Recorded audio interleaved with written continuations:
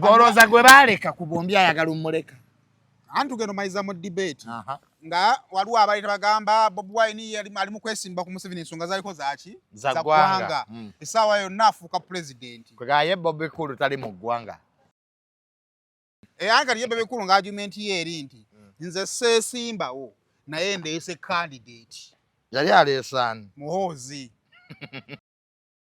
Ye n'agamba kati ye king maker. So General Muhozi candidate wa Bebe kulu. Wow. Era Bebe kulu ye king maker we. Nko Bebe ngate chitu yali achitutte kule fonda. Of thought ya opposition yasuddemu abantu baayo terina kifo. Opposition muleke ojjo ayirisa. Lero terina be yasuddemu. Bebe abafu. Empisa zezo. Empisa just bebo. Bebo bulijjo betuyamba. Kubanga era government yagenda okena mu ghetto nga yemaze okutekola. Kibali bubi. Bebo bulijjo abayise mu training za mutusonyiwe bebe abayina mu kumpisa betwajjeyo kwaniriza. Naye temufayo tujja bazayo tubateeketeeke. Tutegedde tutandikira. Tutegedde billions of money ezokuba rehabilitating wawe ziraze. Era gwenzo okusanga ataba balese basanyifaga. Twawonye buwonye obutabba maduka. Babye masimu goka.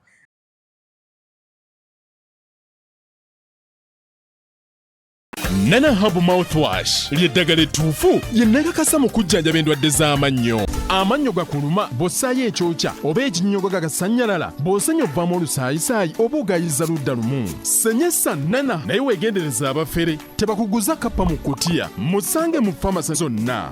Nana yakakasibwa National Drug Authority.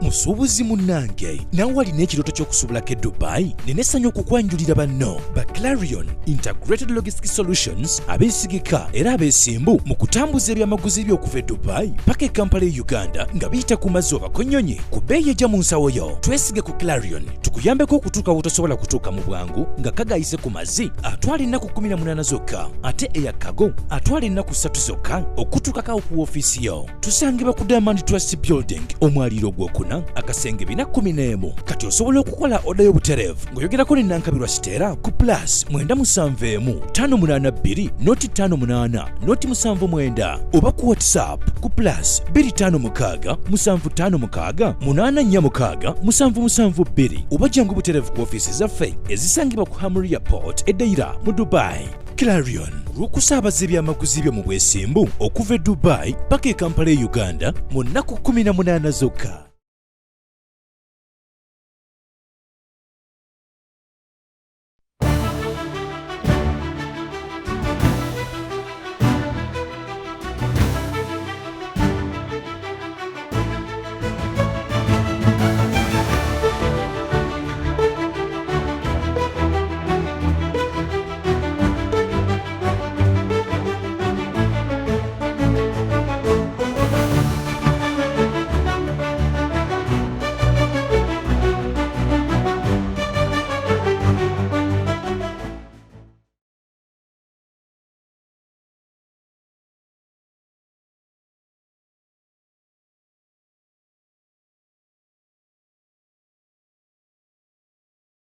Kale kusema official najjo sinzira okubanga ato tulaba yongera okubanga ato subscribinga ku mukutu guno okusobola okubanga ato ofuna videos ezifaanaganako bweziti.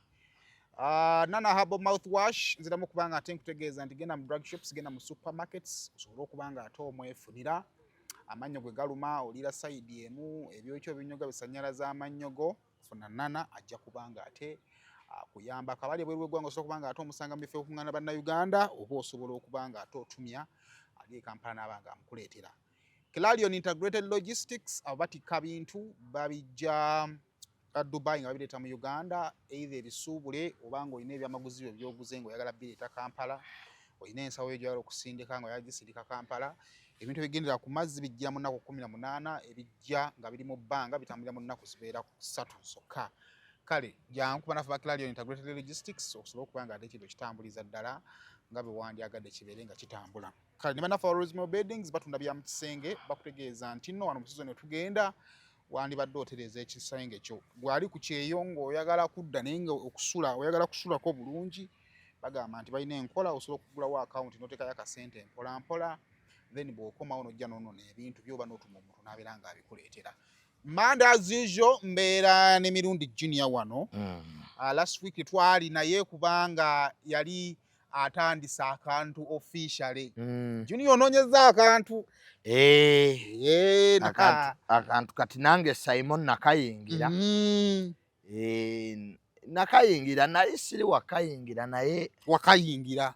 Nagenda okulaba Simon ng'ate nina okayingira. Wali nokayingira. Nali nina okayingira. Era akantu kampuuba hiya left right and center. Simon akantu kayinza okuwuuba mu kibuga awo. Emmotoka ne bagiraba ku ssaawa emu ng'eri kyengera, ssaawa bbiri ng'eri muyenga. Baŋŋambe tova mu mboozi ya mpa ku nnamba ya gundi. Mpa ku nnamba ya gundi, mpa ku nnamba ya gundi. Simon. Akantu kamazeemu wiiki bbiri naye baaba. Alenze kasoogambe kangene muto kankyuse engoye ne mayani kati business ate wagitaddemu amaanyi. Bambi okukyusa engoye kati akantu kayinza okuba ka uploadinga ne kasirika. Soko tukoko mpemu kawo. Wali ffe tulina ebizibu byaffe. Luli ku kizibu kiwasooka okumbuulirako wasulira vidiyo etambula. N'okyanga yeesibye. Bizibu ki biwakasanga mu kantu? Simon ekisookera ddala. Eddogo liri mba YouTube mmwe nali sirimanyi. Tetali yakuloga kifu ekyo. Kubanga essimu esobola okwesiba ku 99. N'ogenda n'ogakanjite. Nze Simon nali sinoonyangako netiwaaka miti. Olwo akantu kaganye okwambukayo. Bakusanga ne rawuto onoonya kantu. Wawe kana uploadingira. Kati no rawuto ogenda zigula ozimaleyo. Kati omukutu gwoliko. Ogenda guvaako dde kuguddako. Nakagendayo emirundi ebiri bankyosise software. Tonnaba. Nga baŋŋamba but everything is okay. Rawuta bwetyo. Uploadingayo ku speed nga wakagigula. Bwerwawo yesala. Ekyokubiri. Akantu kakujjeewuwo nga tonnanaaba. Kubanga omusajja kwera naga Junior ine eddakiika 2 okutuuka wano. Mu buliri nga bw'ovuddemu. Bw'ogenda okola akantu. Ekyokusatu n'ebitanyuma olina obbiwuliriza weeyigiriza okuseka Simon. Osobola okujja n'okyaza omuntu nga byanyumya tebinyuma. Naye ng'olina kati ndi mu training za kusinika binnya. Era Simon bw'onsanga ndi wengi. Olina ndi muri haso za olina okuzzaamu amaanyi abakulaba. Kubanga ate olaba wooleetedde omugenyi nga tomunyumiddwa ate gw'omuleetedde. Ako ke bayita akantu. Naye nze sofa bagesiti bange bonna bampadde content mulungi bambi era mbeebaza. Sofa abasobodde. Watandika tugambe omanyi ffe tulina gye tusisinkana ebigamba waamu muleka ajja kukakkana. Abo bamumuleka ajja kukakkana. Ajja kulaba nga si byangu. Ajja kudda mukwano temwerimba. Kanfe n'akantu. Simon neddame nali wandise. Neteekamu NB. Akantu keeka n'abakanzisa. Nagabye ebyangu. Okufa nga nvudde mu kantu kakanzi. Kikanzite. Bulijjo nfaafagana n'abantu ku TikTok. Kati kanfaafagane n'akantu. Okanoonya wano n'okanoonya. Ngenza okukubira no ku ssaawa 2 badde otuuse. Nga ndi mu mmotoka nzi ku 2 sivangako waka ku 2. Era baneyiba pake omusajja w'omwe yafunye omulimu. Kwa bulijjo bagenda okukola nze nga ndi mu compound ndi ya ffene. Simon obulamu bwembaddemu. Tokolege bagambe batya omusajja w'omwe yafunye omulimu ogw'okukola. Nga nabo beewuunya ekinkeeze nakoze. Naye now ku bugazi omanya abantu batya nnyo okutandika. Naddala abatandika mu guno mulembe ffe luli twatandika nga competition teriiwo nnyo y'amaanyi ng'okola kintu kyo. Ekyokubiri nga tulina bingi bye tutamanyi ku YouTube. Ekya ssente tokimanyiiko. Kati ng'okola kikyo so kyano ne weerwawo okukula ne bweyanga okukula nga toba na pressure. Kiki ky'oyize what are your biggest lessons bukyanga otandika because I will say channel yondowooza channel egidiridde gyegoba mu kukula amangu yali channel ya Alani Cruz. Alani we bayawukana ne divorce. Alani mu mwezi gumu yali amaze okufuna monetization. Kyendowooza nti naawe okyakiivenze. Yeah. Tufunye monetization. Tufunye watch hours ezeetaagisa mu space ya wiki 2. Tufunye ba subscribers kasanvu kaaga mu kyenana mu meka tugenda mu kasanvu. Ekyo tekisangika ku YouTube. Naddala ey'omulembe guno YouTube gyemmanyi nga zitandi ziri mu myaka 3 tezinnatuyingira mitwalo 5. Twebaza nnyo abantu baffe. Saimo, abantu baffe gye bali abatwagala. Era abali willing kubanga Saimo ekizibu kujja numbers gy'obadde okuzizza ku YouTube. Kizibu nnyo. Kati abantu bangi tubadde ne kino ekintu ekyo tinawe kola eyiyo naye ng'obuzibu omuntu ono wabeera ewooli bamulaba kati ng'okkuŋŋaanya numbers azijja eri aziteeka ewuwe kati ate munaye bw'oba wamanyire okulabwa abantu abangi bw'otandika okutuna ku numbers nga teziriiwo olumu oggwamu amaanyi. Kyandaze because video yange gye nasooka okukola nafuna abantu 97. Video gye nasooka okukola nafuna abantu 97 naye abantu bagenda bamanya channel ate ne bayeeyongera neva ku 97 neweza ki omutwalo. Kyandaze nti YouTube buli alina YouTube kino kitegeere akatale kadene buli omu asobola okuvyawo. Ffenna tusobola okweyagalira mu kana akatale. Ekyo kyo njagala buli omu akitegeere. YouTube newezi baana 5 6 abantu batulaze nti basobola okukula basayimo ne bandaba ne balaba n'endala. Ate bambi Uganda abantu balungi. So Uganda bambi tubeebaza nze bandaze omukwano. Ekyokubiri bandaze nti amwe brand. Nina ekituufu Sayimo kyenzimbye emyaka 5 egisembyeyo. Ekyo bakindaze nti kati ndi makungula. Sayimo kye kiseera nange ndye ku linnya lyange. Tukuliddemu ekimala. Ate weebale kusiima ekyo n'okyogera. Banyi nnyo ba YouTube tebasobola kyogera kyoyogera. Bakyogera wabasisenkanye wane batakigamba. Omusajja emyaka 5 for the last 5 years he has spent all his time building us. Andira nawo badde ozimba kati kino kyotandise okukungulamu. Nanti kakati ate wemba nali wa kuzimba nandi badde nzimbirawo ekyange because era nakyo nali nkisobola. Kwanga olaba mmwe muyineza numbers what about me? Nakyo ino okuddayo okyetegereze. Sayimo mawulire ffenna tetufaanagana. Nina abantu bemanya batasoma mawulire nga they are successful mu mawulire. Ate nina bemanya balina diguli z'amawulire nga bibalemeredde. Because ffenna tulina emikisa gya njawulo. Sayimo osobola okukola YouTube eno. Kitegeera. Basaponsa bate ne batampa. N'ofuna n'abalala. Ate nefuna n'abalala ate nga bo baliwo n'abali bayagala $1 ku YouTube nga ffenna baliwo tebatutegeera. Exactly. Kigati akatale kagazi. Ate buli ekijja mu katale kibeerako n'abakyagala n'abatakyagala. Era Sayimo eri abatajja kujja ku yange. Toka yannema. Yatulema byakola tetukola ki which is okay. Naye nga tubeebaza mwenna. Twebaza nnyo abantu mwenna abanyambyeko okugizimba gwe Sakozi Faruku Bati ne Jekins. Kubanga okutandika kye kisinga obuzibu. Nzijako. Nze mbitya. Kivuddewo. Kiriwa. Kigenze. Kigenze. Sayimo tuveewo wano. Ekisaanyi. Sidda. Ebyo nno we tubadde ekisaanyi kigenze ssebo. Mbitya. Sayimo ekintu byensinga okutya bisaanyi. Era woba oyagala nziruko emisinde nga ndabye ekisaanyi. Nze kyekitu sitya musota. Naye ekisaanyi. Ali awo ekisaanyi nsobola okwebaka nayo omusota. Kibadde kituuse wano. Kibaddewa. Nekivuddewo. So kale ezo no ensonga bane mu subscribing ku channel ya Junior. Tamale Mirundi live. Tamale Mirundi live mu subscribing. Fena tukyasobola okukolera ddala awamu. Social media eno Katonda omukisa yagigujituwa. Kati banja litulina lya kuzimba.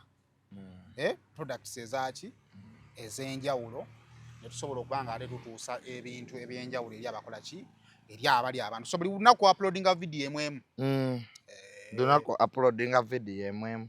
Okay, that's beautiful. Mwe mukola biribiri? Ffe kantu kyakanoonyereza ddala. Baba video biribiri buli lunaku temuntuuke nemukoowa. Nawe ojjaza uploading akasente konaasooka okufuna kajja okutuma. Onoonye obuntu. Si kibi. Kale awo nno nga tuvuddewo. Owaayi tutandikire wani wa big size Bebe Cool. Yabadde ku expo ya Bride and Groom. N'ayabye ebyama n'ayogera ku nsonga lwaki era Bobi Wine basobola kuddingana. Agamba nti Bobi Wine bwe yafunanga ebizibu ne mukyala we yaddukiranga wa Bebe. Era nga Bebe kyakola kyakukuŋŋaanya. Ani yayasizza ebyama? Bebe. Nti mukyala we yafunanga ebizibu ziwena. Babi. Gaddukira wa Bebe. Bebe nga akuŋŋaanya ng'agamba ddayo ewammwe. Naye yo we yanobako. Ate ekifo ky'okuno okukuŋŋaanya ogamba omukyala nti dde ewa bbaawo ofumbe. Yamukubira ssimu ng'amuvunaana kukubira mukyala we essimu. Bobi Wine nga yavunaana Bebe. Kati buli omu abantu balina mixed feelings abamu bagamba nti naye ekisinga era obukulu luli Bobi Wine teyakubiranga Zuwena yakubiranga Bebe butereevu. Gwe lwaki wabuuka Bobi Wine ate n'okubira ani? Babi. Awala bagamba naye kati eyo emboozi tukyagyetaagisa ki kati nga twavaawo ddaawo. Waki ebyema bitugasa ki? Nebifaanagana ku ebyo. Sayima abayimbi baffe mu Uganda balina okuggwamu ekintu kino ekya familiarization. Mu Uganda ekivuunulwa nti akamanyiiro. Abayimbi baffe balina okuyiga nti ebintu ebimu ebitongera kaliya zaabwe nga tebigasa nsi babyesigalize.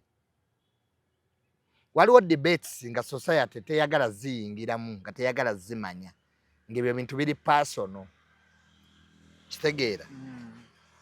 Kubanga obutakkaanya wano oli maka galina obutakkaanya. Penna. I think Bebe Cool alina kati okubeerako ne conversation ezanyumya kati ezijja mu kitiibwa kyayagala okuzimba. Kibi nnyo okuba nti byayagala okuzimba birala nga ne byoyogera birala. Mu ndaba yo kyayagala okuzimba? Mu ndaba yange Bebe Cool is working so hard, which is good, and he has achieved like 60% of that to become one of the celebrated musicians. Ezekyasa kino betuyina modern. Omuntu oyina ssente, oyina erinnya, ate okoze legacy. Ebyo byalimu bi break the chain ezibiki. Ndowooza is a very good narrative for any musician. Because Bebe kyayagala okuzimba, buli omuyimbi ayagala okukikola ki n'obusobozi bwa ssente. Kali Bebe ng'ofunye ku ssente, ogoba abasajja nga ba Diamond Platinum sina kindi oyagala kubasinga. You want to establish a mark on the African continent. Abantu bakujjukireko nga balake Dube ba Bobby Male baani bana bakonga abayimbanga eddaba ab'amaanyi abakubanga ziringala. Ekitegeera, you are now exporting the international image in your music career. Ovudde mu bino ebyokuba ennyimba ekyebando okuyimbira mu buno bubalabala buno obuli around town. Ovudde mu bino ebya kwa waliwo emyaka gy'otuuka ng'okuze kati olaba Alien Skin ebyakola Bebe gye yatandikira. Naye ate ye Bebe yabikola ku ssente. Waliwo eswagali ery'essente, waliwo eswagali ya ghetto. Bibiri byawukana. N'abalina essente balina eswaga. Sayima omusajja agula Benz gundi Maybach Mercedes ngali eswagali ye. Era nga muvubuka mutatambula music amukuba biki kye tuyita uptown. Eswagali ya achi lya uptown. N'abawo eswagali ya ghetto. Kulya nkwatyo kutambula ng'ogoma kola ki. Gobanyiti sema kadda ine swaga mulo. Sema kadde. Lawyer. Very brilliant lawyer sema kadde. Era nga atandise okwogera ebintu by'amateeka talina kyatamanyi. Ajje enviriza zisibi. Kati eryo si swaga mulo. Ajje agoma. That does not make him think it byakola tabikola ki. Swagali ye. So what am I saying? That conversation is a Bobi Wine, Bebe Cool, Chameleon. I want that chapter to be closed now. we have had enough from all of them. Ebyabawule ebyabagatta kati birina kye byongerako. Okay. Eri side nayo bwena ayogera nga tuddeyo mwezi entalo. Nti ebyayawula mukyalawo byali bwe biti tewalina maanyi ga kisajja. Side eringa etuleetedde n'erese side yayo. You are opening up a Pandora box. A Pandora box means you are opening up questions. Okay? So what do we mean to you have to move on in this world? Kumyaka jonga bikuswaza. Moino okweyongerayo. Because if you accept nti wafunanga ebizibu nga Bobi Wine atebe bakuyamba bisolo. Bobi Wine yafunanga ebizibu mpaka nga Bebe Kulu yayamba. Ono yo mulundi gokka gwe yafuna ku kizibu. Ate Bobi Wine yasola mukola ki? Okoleko okudda mu simu bajjanga obalalaase. Lwaki toleka ne babyeyogerera. Did Bobi Wine's family come to Bebe Kulu so that he can tell the world? What if they say you are lying? They never came. Toba wise. Babi wavayo na agamba nti bannaye. Musajja atwesibyeko. Omusajja nga who looks a fool. Na agamba oboka kasakaleeta video. Who looks a fool. Kati tolaba nti odda gye wava. Ebyo kati birina kwogerebwa bano abaana bakatandika okuyimba. Kati gaiti Bobi Wine Kulu abyogera kufuna amasannyalaze. Njosa ayogera mutima gwe. Ebyo byagwa. Chapter closed. Bikyuse eki. Alaga ensi nti bali banaku nnyo. Anti akyalaganze mu ndogera yange. Nti he was good to the man. And time netuukanga naye alina okuddiza okumuddiza obulungi he could not afford. Obulungi tebabwogerera. If you are good to anybody, let other people speak. Tewekubiranga kadingidi. Why now? Lwaki obyogera kati?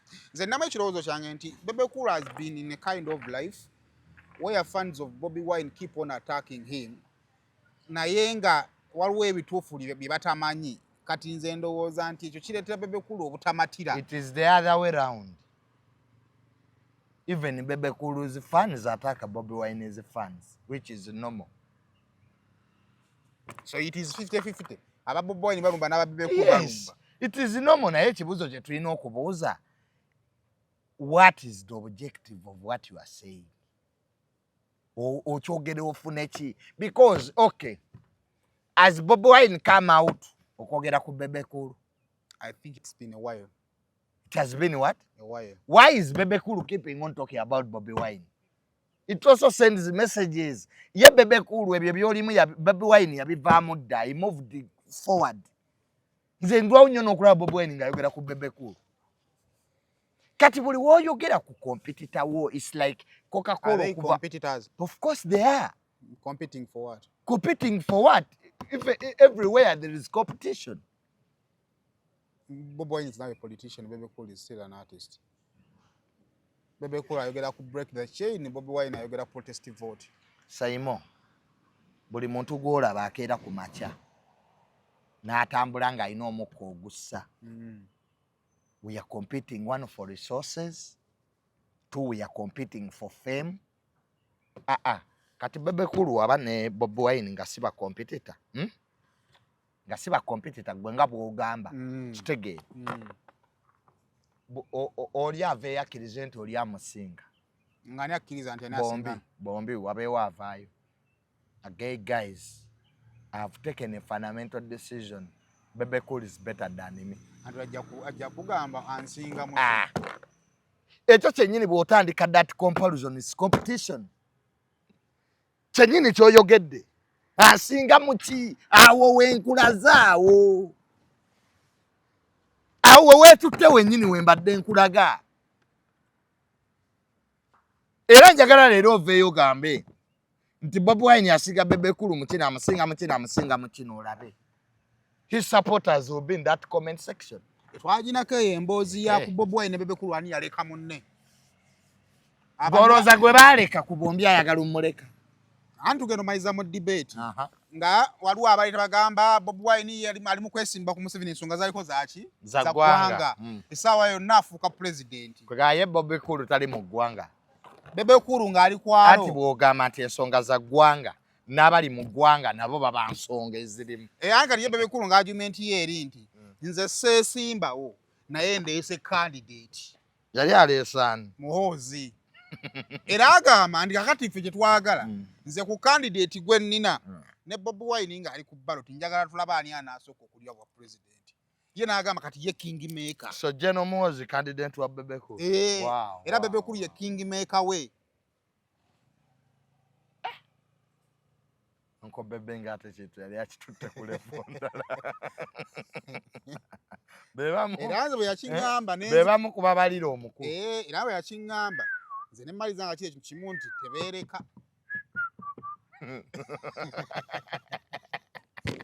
kati osekera ki ojja kuwesa abantu nkusaa no it's laughable ekisesa omuntu tuyanga omuntu atagula ku motoka kugamba ngeri gye bagikanika Bebe Kulu teyesimbangawo nakubwa LC wano kati ate awati atoyeso kati nkuwa example okimanyi nti your dad was a king maker yesimbawo ne bamusabula akalulu he knows what politics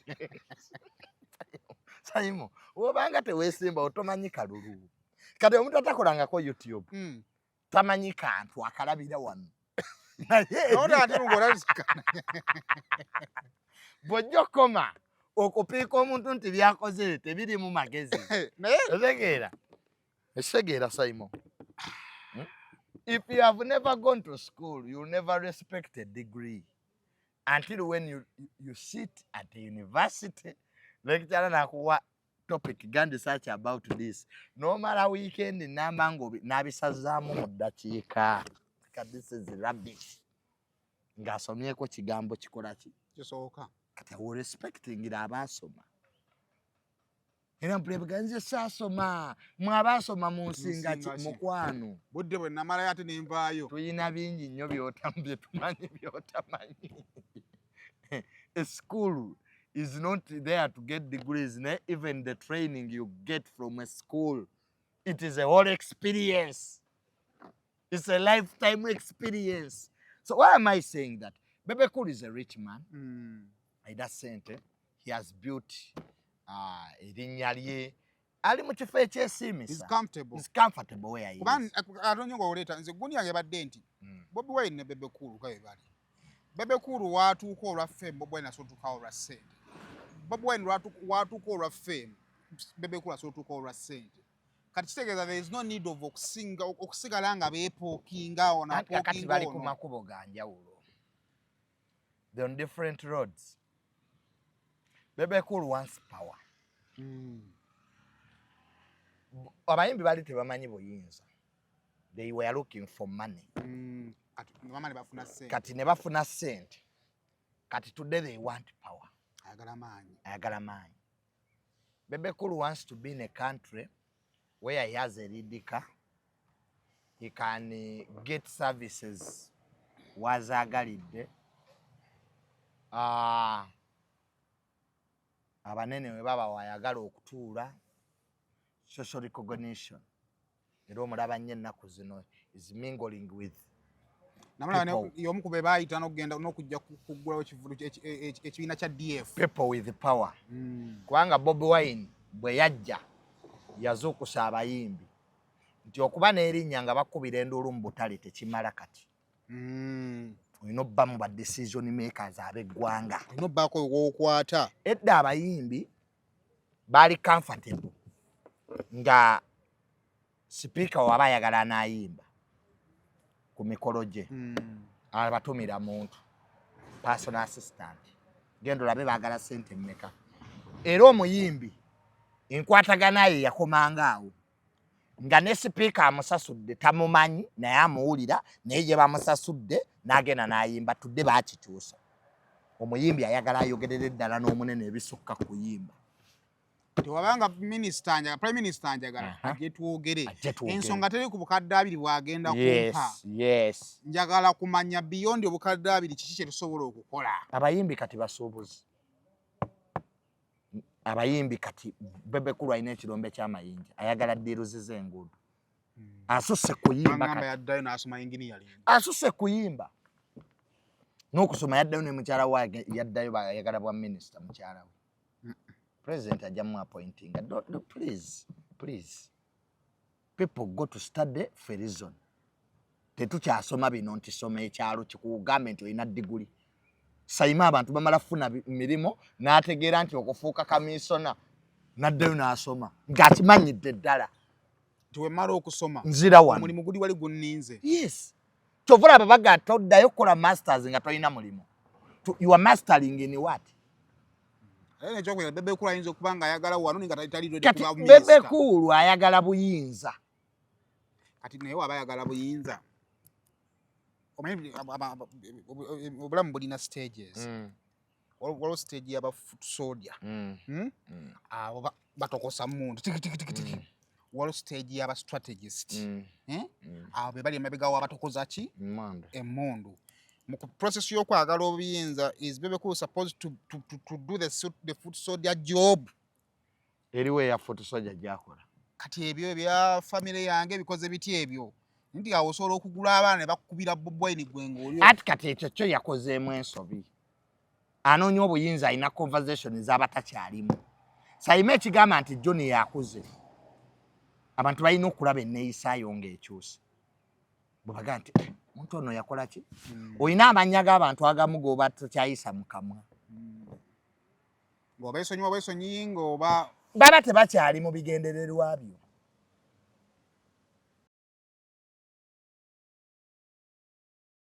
Nana Hub Mouthwash ly'eddagala ettuufu lye nnakakasa mu kujjanjaba endwadde z'amannyo. Amannyo gakuluma bw'ossaayo ekyokya oba ekinnyogo gagasannyalala bw'osenya ovaamu olusaayisaayi oba ogayiza ludda lumu. Senyesa Nana naye weegendereza abafere tebakuguza kappa mu kutiya musange mu famasi zonna. Nana yakakasibwa National Drug Authority.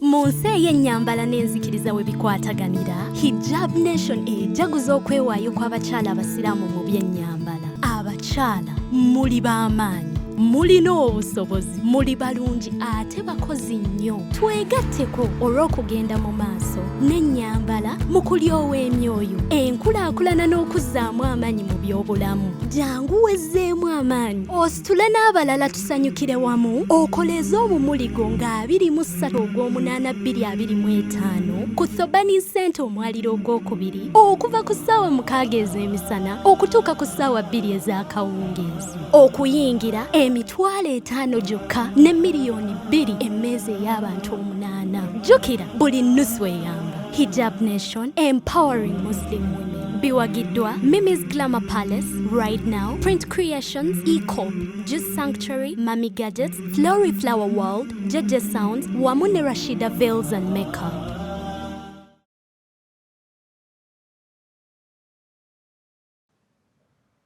kati Bobby Cool alien skin we yafuna ebizibu. It is Bebe Cool who went to meet the Archbishop. Why?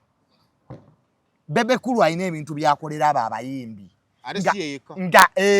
nga byaki bya status kugamba nti esajja kyambeereddewo abijja by status. Bebe Cool wakubira Archbishop asema amuwa amatu nti mukama ntinze mutabani wo Moses Sali Moses tata ali ati anudde okumuwuliza nti tata ali bulungi naye kati waliwo kati Junior ne mmala nkubira Archbishop aŋŋabuga the number you have called is not available. Nze mirundi nti ate teyafa omugenzi azuukuse ati bwennyongerako kali akajjuni bwagijjako kubanga amanye nga nkubye rongo namba bale nakubira bamalaaya omanyi Salimo abantu baŋŋambye ekintu ekyankwasizza nakubanga gwe Junior twadde tukumanyidde mu bya kisiru naye kati olabika otandise okula nakutte kutema niŋŋaana ebana ensi bulijjo ensaawo weekulabye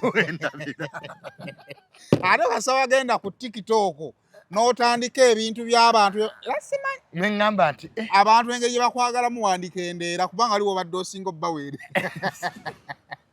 ensi bulijjo awo eyandabira. So mu bufunze ebya public apology Bebe Cool byayagala ku Bobi Wine abireke bulesi ave ku bulinnya Bobi Wine alireke. Yeah. It's very rare okusanga nga you are talking about your competitor. People might interpret your message otherwise. Do your thing. Ati ye Bobi Wine kye yategeera yasoma akatabo ka Machiavelli. Never answer abantu b'osinga.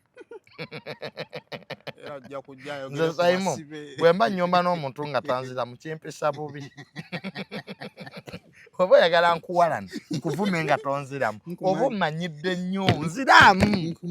Nziramu nyamba. Zawe mpumo omuntu. Ne mukola nga nyamba kale ngenda kumala. Nziramu gomugo. Nziramu. Nemefira nemefira kiruma. Ono muvume ncha. No kanya movement ngo ngovu matata ina kyanyega. Otuka nomugama nyamba buyambi. Nziramu mugomugo kabigwe. Yabu. Gomanyi waliwo omukazi akugaa nti yakukyaye. N'oddamu omwagale gwa abamukyawa. N'omugaa n'omuteekamu obudde bungi. N'oddamu n'omulembereza n'omugaa nakomyewo kukukyawa. Omwana omugamba kasokkiriza. Nkukyaye. Tosigala ng'ate na mpira mbulamu. Abakikoze. Kale owaye. Mukigizeeko eri naye kati nakyenze ensonga yange. Ku nsonga y'abavubuka bano ababadde ku kkubo. Eri ku nteekateeka. Nti abaana ba ghetto ojasanga ng'ebitundu nga 9 ku buli 10 tebalina batuufu basula. Tebalina butuufu bwa family bwe bakola ki bwe balina. Bali bwe batyo. Bw'oba waakubayamba ekisooka ky'olina otandikirako bwongo. Okubakyusa timing bye balaba balekerawo okulaba bye balaba basobole okukkiriza mu bye bakola ki. Kyesirowooza nti kiweereddwa obudde obumala. Kati ekyo ne kisooka kibuusibwa amaaso kati saa zino ate abaana abo baggiddwayo baleeteddwa mu bantu nti ghetto eyo erina engeri gy'edi associatinga abantu abo. Ososanga omuvubuka nga tajjangako mu kibuga misana. Ajjayo kiro nga azze kubba. Nga tamanyi na kibuga bwe kikola ki? Kati omwambaza t-shirt n'omuleeta mu kibuga emisana. Obwongo bwe nga bukyalowooleza muli nti nno woolabye omukisa onyakula bunyakuzi. Nze bwe ndaba amunenya ndabanga abaakola ensobi nze nsooka kwagala kunenya ono eyamuleese mu bantu nga tali ready. Simanyi bagwokera boote. No, empisa embi teziriiko ghetto. Sayime empisa embi tekuliiko kuteekateeka. Tubabye abantu bangi nnyo babbi. Mu gavumenti omukati goliko oyo omwana eyabbye akasimu.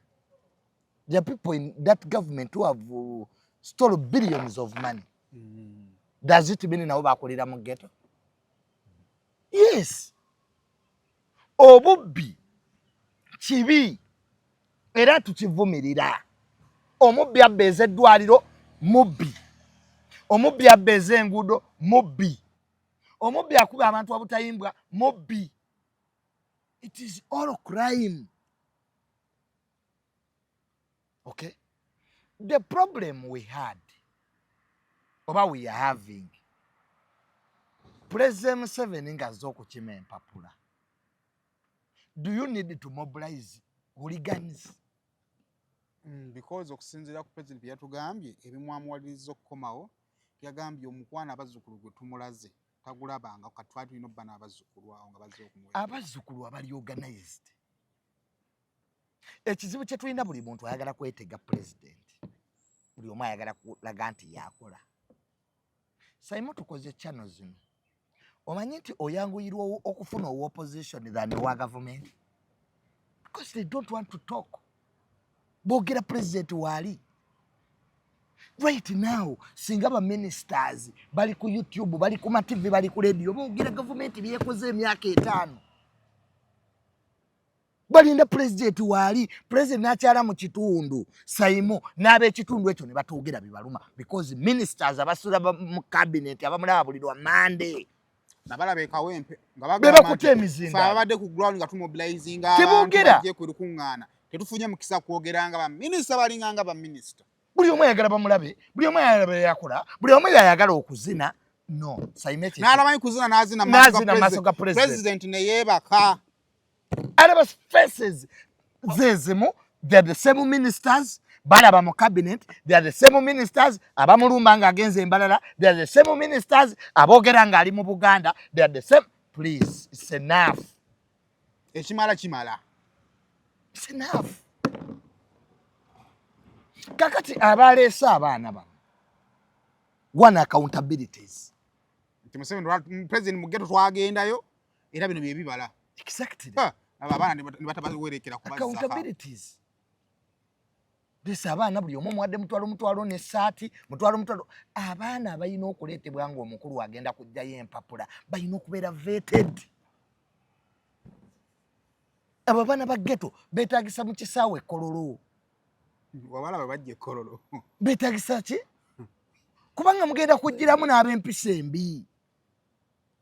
Okigera kati singa abaana abo babbye emmundu okyali ku masini singa emmundu baazikutte kasiga tuli kuki singa tuli mu kunoonya mmundu abaana bansobedde babba ne beekwata kyakola he was not briefed. Tamanyi mulimu butuufu gwaliwo. President yali ayogera Kololo ne baleeta ekyana ku muzindaalo. Kyayogera. Akigamba shut up n'ekimugamba nawe shut up. Ye mugabe shut up. Shut up ya you. Kyanga.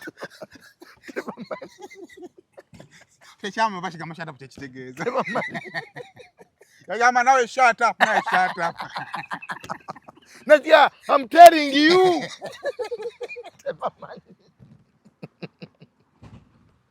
Tamanyi head of state tekitegeeza. Yeah, amagatu tugenda tusinkane kazeyi musabba bamutuma ebinyeyo tugenda twekone kwali wa musabba atunyige ekyomuda tugende mmere kati oyogoolese so n'olwekyo go bring abaana abategeerekeka esegera bano tubaagala mu bisaawe ng'obakoze eki ng'obabuliifinze n'emmundu babadde bajja kuliitanizo alaba emmotoka eriko ebokisi z'amasasi analasta yalaba musikula biki ebyo tebivaamu omutwalo ye kasaafuna omuda atwala masasi bangamba omwana akubbako essimu ya bukadde bubiri ne bamuwaamu ekyetaano ye n'agenda. President yavuga nti yali alwana olutalo yayina wingi y'abo abaana nga bwe bakuba amagye g'oboti be bagenda bakimeki emmundu bo tebatya kufa abo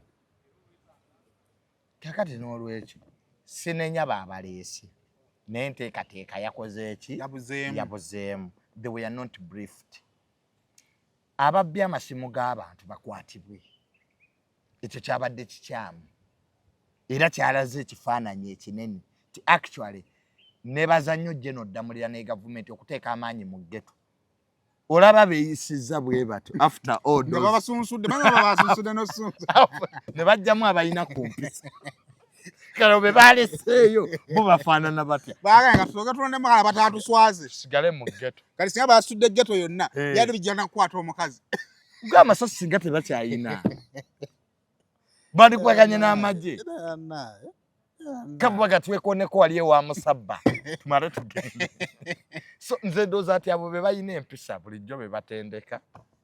School of thought ya opposition yasuddemu abantu baayo terina kifo. Opposition muleke ojjo waayiriza leero terina be yasuddemu bebe abafu empisa zeezo empisa just bebo bulijjo betuyamba kubanga era gavumenti yagenda okenda mu ghetto nga yemaze okutekola kibali bubi bebo bulijjo abayise mu training zaffe ate obulwadde bwa ghetto bwa lukonvuba mutusonyiwe temumala gawona mutusonyiwe be babayinamu ku mpisa betwajjeyo okwaniriza naye temufaayo tujja bbazaayo tubateeketeeke tutegedde we tutandikira tutegedde billions of money ez'okuba rehabilitating wawe ziraze era guyinza okusanga nga ate ababaleese basanyufaga twawonye buwonye obutabba maduuka babbye masimu gokka Thank God. Wakati abo baba badde ku kkubo nga bayitawo babadde balagawa. Basinga tebasanze muntu ina ku kkubo tebandibbi abo abaana bambi babba balabe kyakubba.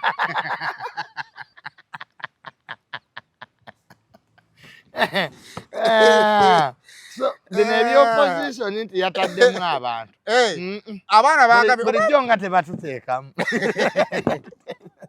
Womwana agambye abo balina obbanga bannuupu naye manyi nennuupu naye erabye n'obwayirizibwa. Be baffe abo be baffe. Beba abaana baffe abazzukulu. Bebo. Just empisa bazeerabidde bwerabizi. Oba bano be baba basoomozezza abatambula n'obusawo. Kuba oli omulabi awagawaga. Baki ekikutambuza n'akasimu. Basajja battu. Naye omukazi gwe baakuluta. Kyabadde kikolwa kibi nnyo. Ke tulabe nti tekiddamu kubaawo. Nga tumaliriza wagenzeko wa Benihini. Pastor Gadi yalaze amaanyi ne maama. N'abasumba bano balimu emizimu. Awo kaweewandiise.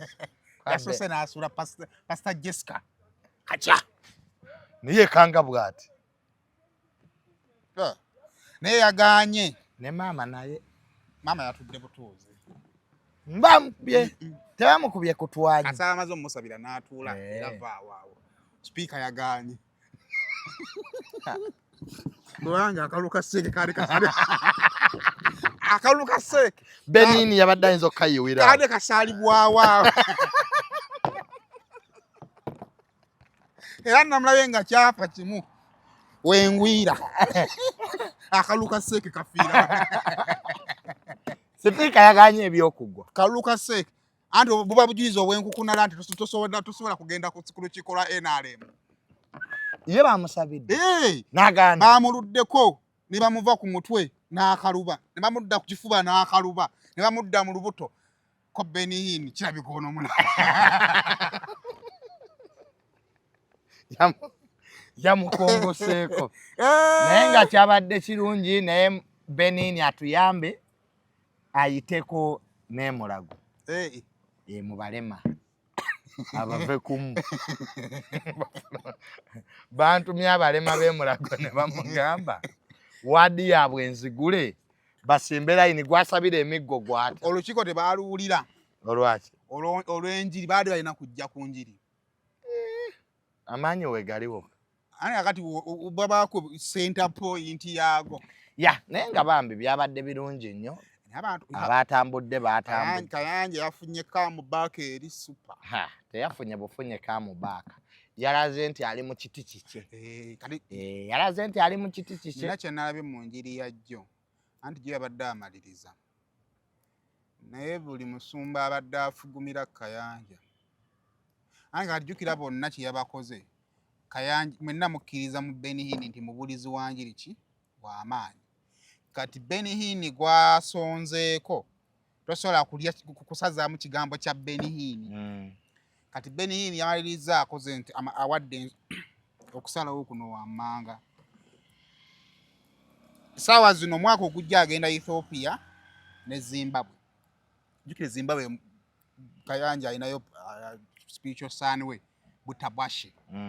Kati Butabwashe yagenda okuhostinga under the supervision of Kayanja ne Ethiopia.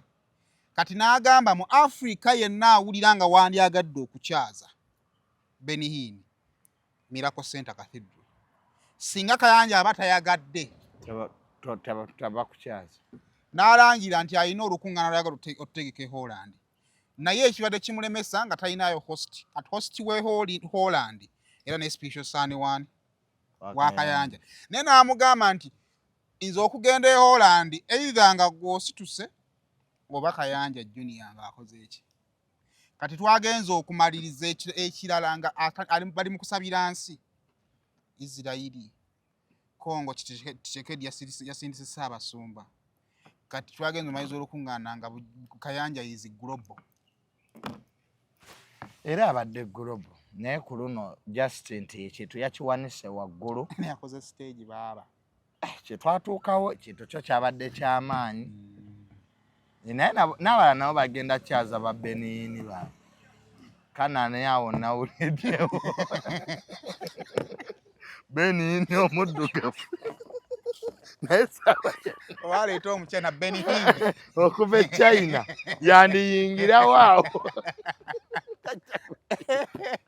tajja nga bw'atakala nakuswala tajja kukkiriza naye agenda leeta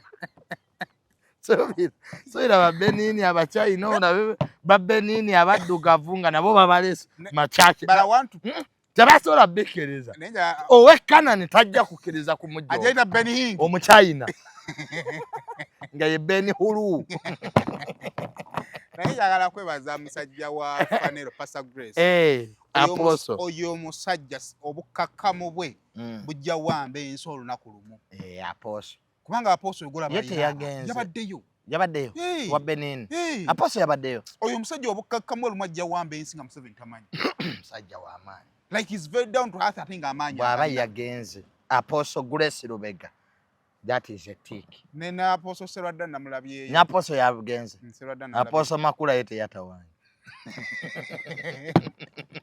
yade musama bane tujigalidde wano Saimo tojja kutuvumya wama tujigalidde wano Akantu Kamakulu ogeeta Bavusa YouTube so otafiira ku muntu tuvanze ntuka n'ensula yo tawulo kubanga akantu oboka kola ki okeeta so toyiga okuba omuntu omulekeramu akanampya n'omugamba nete tulina gwe tukubye just tudde twebuuza batazze waki tebakoze ki omuntu omubuulizi gwe twalabanga ku LTV gwe mwalete mu mwetaaga omwana yaŋŋambye nti baali bamwetaaga naye obuzibu akasajja bw'ogendayo kaba kakusinza tetujja kusukkawo